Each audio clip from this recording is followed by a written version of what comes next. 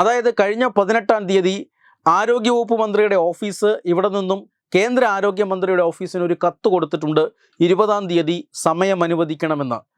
ഇന്ന് 20-ാം തീയതിയും ഒരു കത്ത് കൊടുത്തിട്ടുണ്ട്. ഇന്ന് ഞാൻ ദില്ലിയിലുണ്ട്, കൂടിക്കാഴ്ചയ്ക്ക് സമയം അനുവദിക്കണം എന്ന്. പക്ഷേ ഈ കൂടിക്കാഴ്ചയ്ക്ക് സമയം കേന്ദ്രമന്ത്രി അനുവദിച്ചിട്ടില്ല. അദ്ദേഹത്തിന് മറ്റു ചില തിരക്കുകൾ ഉണ്ടായതുകൊണ്ടായിരിക്കാം അങ്ങനെ ഒരു അനുവാദം നൽകാതിരുന്നത്.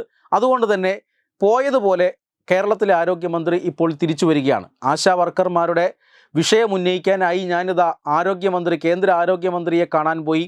പക്ഷേ കേരളത്തിലേത് LDF ഗവൺമെൻറ് ആയതുകൊണ്ടായിരിക്കണം രാഷ്ട്രീയ വിരോധം വെച്ച് കേന്ദ്രമന്ത്രി തന്നെ കാണാൻ കൂട്ടാക്കിയില്ല എന്നൊരു പ്രചരണം നടത്താനാണോ ഇങ്ങനെ ഒരു യാത്ര എന്ന സംശയം പലരും ഉന്നയിക്കുകയാണ്.